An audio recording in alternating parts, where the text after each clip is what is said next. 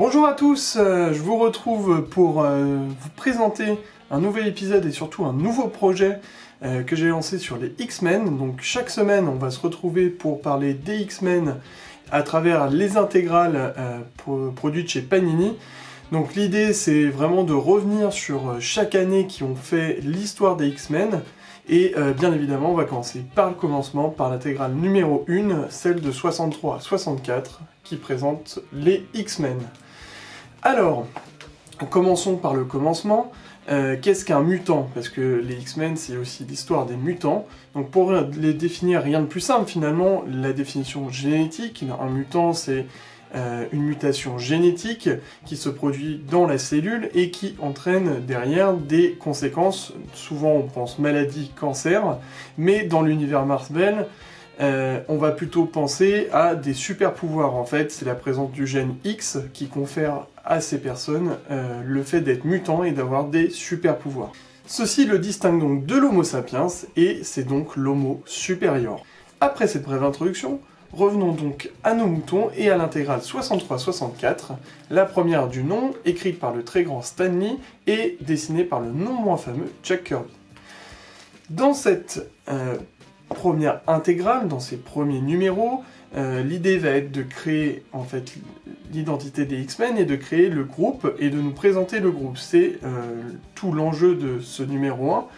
Et ce premier numéro va nous montrer un groupe de X-Men autour du professeur Xavier, le télépathe le plus puissant du monde, donc l'un des mutants les plus puissants du monde, qui s'est entouré de 5 mutants pour les former et créer un groupe de super-héros, entre guillemets, pour sauver les mutants et protéger l'Homo sapiens de l'Homo supérieur et essayer de faire que tout le monde vive ensemble.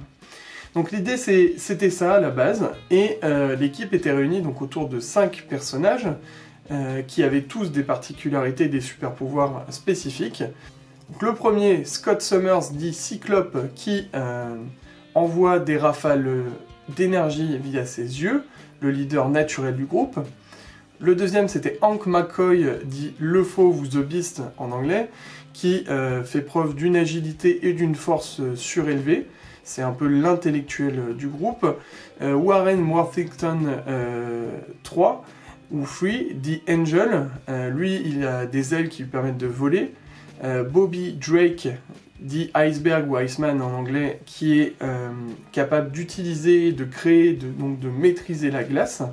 Et enfin la dernière venue, qui en fait est l'entrée dans l'univers X-Men, c'est la nouvelle recrue des 4 hommes, c'est une femme, et c'est Jean Grey, qui est une télékinésiste, alias Marvel Girl. Donc toute cette équipe est réunie autour du professeur Xavier, leur mentor, qui les fait s'entraîner en salle des dangers. Ça va être un fil conducteur vraiment dans ces premiers numéros, vous allez voir, ils s'entraînent beaucoup.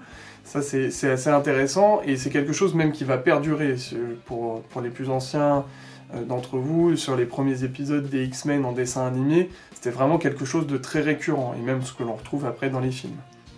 Donc vraiment, ça va être l'une des premières choses. D'ailleurs, c'est comme ça qu'on rentre dans ce premier numéro, avant l'affrontement face au premier vilain. Et ce premier vilain, c'est le plus grand des vilains pour les X-Men, c'est quand même Magneto. Magneto qui est l'incarnation du mauvais mutant, qui contrôle le magnétisme, et qui va être vraiment l'antagoniste majeur des X-Men à partir du premier numéro jusqu'à la suite. Donc dans ce premier combat épique, on retrouve tout, les missiles, la guerre, enfin tout ce qui fait finalement l'opposition entre mauvais mutants et bons mutants. Ça va vraiment être l'image type du combat entre les X-Men et Magneto. Se suivra dans cet album les premières apparitions de certains autres méchants, devenus plus ou moins amis, selon les années, mais les premiers comme Blob, ou le Colosse, Vif Argent et la Sorcière Rouge, qui sont tous les deux frères et sœurs, et qu'on retrouvera par la suite pour ceux qui connaissent mieux les comics, ou ceux qui ont plus vu les films, vous les connaissez forcément. On trouvera aussi d'autres premiers méchants qui font leur apparition, mais qui auront peut-être moins d'impact par la suite, comme Unus ou le Fantôme. Toujours est-il que ces rencontres avec ces méchants, ces ennemis, va découler sur des combats assez épiques et assez marrants, avec toujours ce style vintage des années 60 qui plaît et qui ne plaît pas, mais qui replace dans le contexte et qui est assez intéressant. Donc Namor est aussi de la partie dans le numéro 6 où on voit l'affrontement entre les mauvais mutants et les X-Men qui est une suite finalement du numéro 5. Tous les autres issues ne se suivent pas forcément, et là c'est vraiment la première suite de X-Men, le numéro 5 et 6, c'est pour ça que moi je la trouve intéressante. Et l'introduction de Namor, qui est l'un des personnages les plus connus de l'univers Marvel, l'un des premiers personnages, apparu dans les années 40 avec la torche.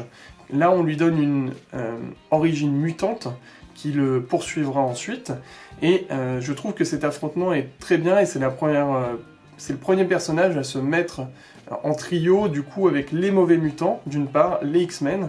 Donc c'est une histoire qui, pour moi, est la plus intéressante de ce premier numéro, bien évidemment, avec la toute première issue, mais dans cette intégrale, c'est pour moi l'histoire la plus intéressante avec le numéro 5.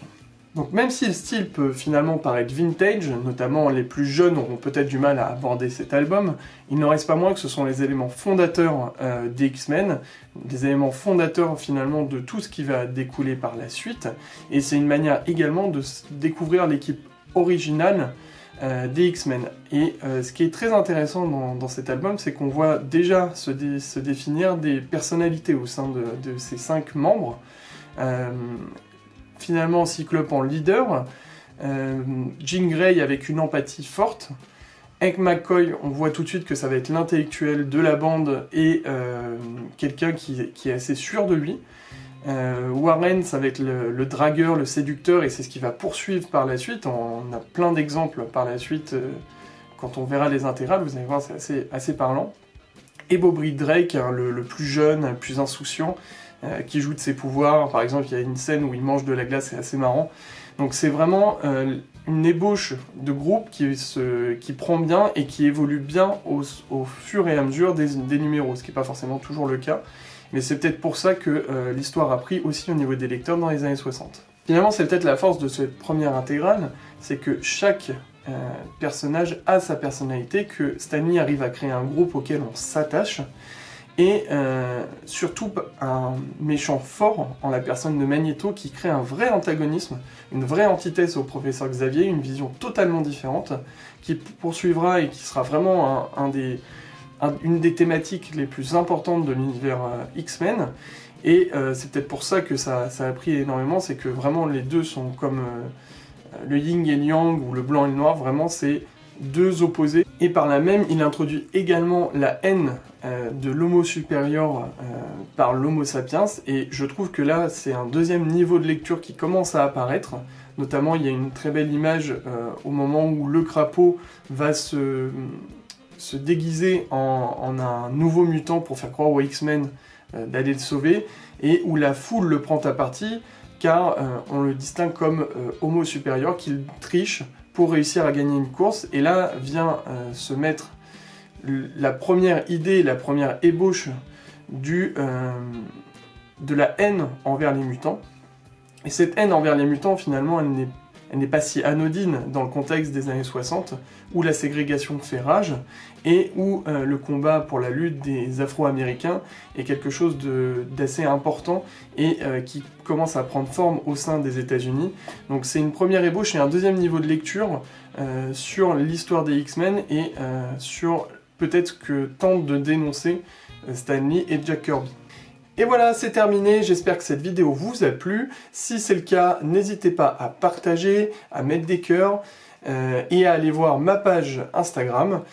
Et puis, venez pour discuter de ce premier ouvrage. J'aimerais avoir votre retour et savoir comment vous avez perçu cette première intégrale pour ceux qui l'ont lu et ceux qui ne l'ont pas lu. Je vous invite à la lire et à vous intéresser aux X-Men.